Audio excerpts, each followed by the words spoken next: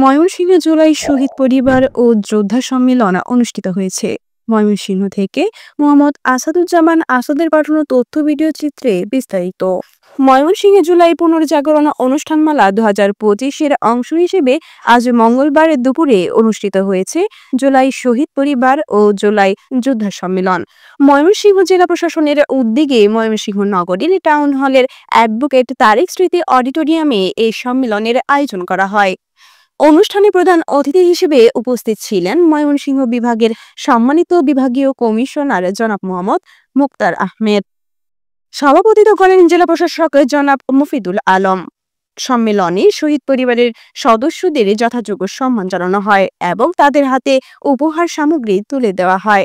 এ সময় বক্তারা জুলাই আন্দোলনের গৌরবময় ইতিহাস তুলে ধরেন এবং শহীদ ও যোদ্ধাদের অবদানের কথা শ্রদ্ধাভরে স্মরণ করেন।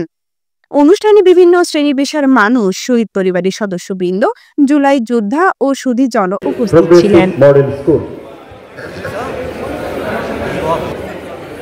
প্রথম স্থান